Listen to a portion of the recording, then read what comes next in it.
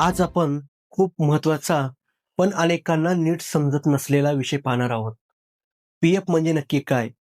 PF तुमच्या पगारातून का कापतात? आणि ही रक्कम शेवटी जाते कुठे? पी-एफचे काय फायदे आहेत? पी-एफचे प्रकार किती आहेत? आणि 2025 मध्ये पी-एफच्या नियमामध्ये झालेले नवीन बदल, या अनेक प्रश्नांची उत्तरे आज आपण सरळ आणि सोप्या भाषेमध्ये समजून घेणार आहोत. तर नमस्कार मंडळी, मी चैतन्य माने. तुम्ही पाहत आहात टाइम्स विथ चैतन्य. पी-एफ म्हणजे काय? पी-एफ म्हणजे भविष्य निर्वाह निधी. यालाच आपण म्हणतो प्रोव्हिडंट फंड. नोकरी करणाऱ्या प्रत्येक व्यक्तीसाठी सरकारने सुरू केलेली सुरक्षित बचत योजना म्हणजेच पी-एफ.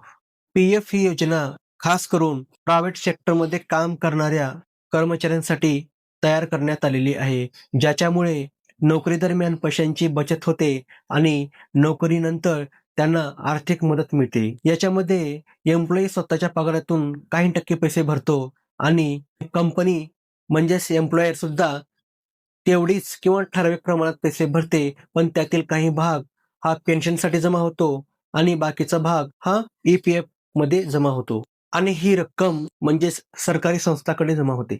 आता आपण पाहणार आहोत पी-एफ कसा काम करतो. तुमच्या पगारातील बेसिक प्लस डी-एच्या 12% पैसे हे पी-एफमध्ये जमा होतात आणि एम्प्लॉयर म्हणजेच कंपनीसुद्धा तेवढेच टक्के पैसे देते.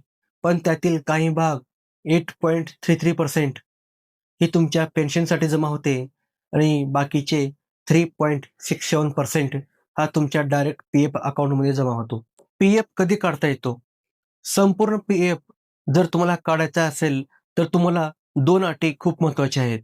पहिली अट म्हणजे तुम्ही रिटायरमेंट झाल्यानंतर तुम्ही संपूर्ण पी-एफ काढू शकता आणि दुसरी अट म्हणजे जर तुम्ही जॉब गमावला, तर तुम्हाला संपूर्ण पी-एफ काढता येते. आता आपण पाहणार आहोत, तुम्ही पी-एफ पार्शियली विथड्रॉल कधी करू शकता.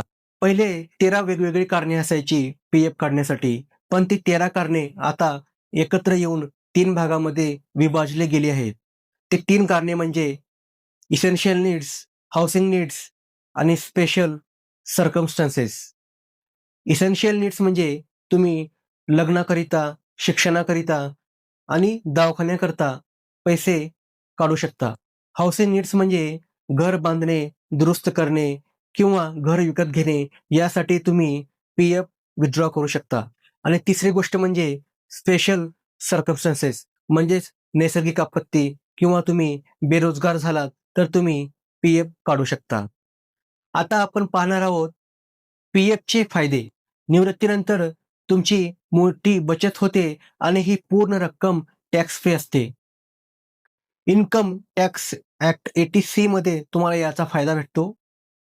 डिसेंट इंटरेस्ट रेट भेटतो, जो की एफ-डीच्या तुलनेत चांगला असतो.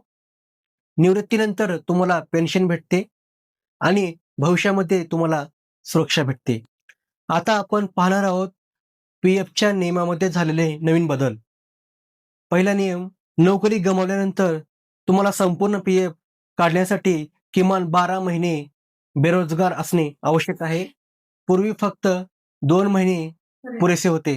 ई-पी-एस एम्प्लॉयी पेन्शन स्कीम संपूर्ण काढण्यासाठी तुम्हाला किमान 3 वर्ष बेरोजगार राहणे आवश्यक आहे. आता तुम्ही कोणत्याही कारणासाठी पी-एफ विथड्रॉ केलात, तरी तुम्हाला कमीत कमी 25% रक्कम ही पी-एफ खात्यामध्ये ठेवणे कंपल्सरी आहे. तुम्ही आता 100% पैसे काढू शकत नाही. कमीत कमी 25% रक्कम ही तुमच्या खात्यामध्ये ठेवलीच पाहिजे. पार्शल विथड्रॉल नियोजन आता सोपे झाले आहे. पूर्वी पार्शल विथड्रॉल काढण्यासाठी 13 वेगवेगळी कारणे असायची. पण ती 13 वेगवेगळी कारणे आता एकत्र मर्ज झाली आहेत आणि 3 वेगवेगळ्या कॅटेगरीजमध्ये विभागली गेली आहेत. इसेन्शियल नीड्स, हाउसिंग नीड्स आणि स्पेशल सर्कमस्टन्सेस. आता पार्शल विथड्रॉल काढण्यासाठी पूर्वी 5 पेक्षा जास्त वर्ष कंपनीमध्ये काम करावे लागत होते. पण आता तुम्ही 1 वर्ष सर्व्हिस पिरियड जरी असेल तुमचा, तर तुम्हाला पी-एफ पार्शली विथड्रॉल करता येते. ई-सी-आर सिस्टम पूर्ण बदलला आहे. ई-सी-आर म्हणजे इलेक्ट्रॉनिक चलन कम रिटर्न. नवीन इलेक्ट्रॉनिक चलन कम रिटर्न 2025 पासून पूर्ण बदलला आहे. पूर्वी रिटर्न प्लस पेमेंट दोन्ही एकाच ECR मध्ये व्हायचे. म्हणजे एक चूक झाली तर पूर्ण चलन रिजेक्ट व्हायचा आणि PF उशिरा डिपॉझिट व्हायचा. पण 2025 पासून हे दोन्ही वेगवेगळे केले आहेत. तुम्ही तुमचा आधी डाटा द्या. डाटा जर योग्य असेल, नंतरच पेमेंट करा. याचे बेनिफिट काय आहे तर तुमचा PF लवकर अपडेट होतो. जर चुकीचा डाटा असेल तर तुम्हाला दुरुस्त करता येते. याचा खास फायदा हा कंपनीसाठी झाला आहे. कारण कंपनीला रिटर्न प्लस पेमेंट एकाच ECR मध्ये करावे लागत असल्यामुळे खूप डोक्याला ताप होता. कारण एक जरी डाटा चुकला तर पूर्ण चलन रिजेक्ट व्हायचं. पण हे दोन्ही वेगवेगळं केल्यामुळे याचा फायदा खास कंपनीसाठी झाला आहे. कंपनीचा ताण आता कमी झाला आहे. CPPS नवीन पेन्शन सिस्टीम सुरू करण्यात आलेली आहे. 1 जानेवारी 2025 पासून सेंट्रलाइज्ड पेन्शन पेमेंट सिस्टीम सुरू करण्यात आलेली आहे. याचे फायदे पाहूयात आपण.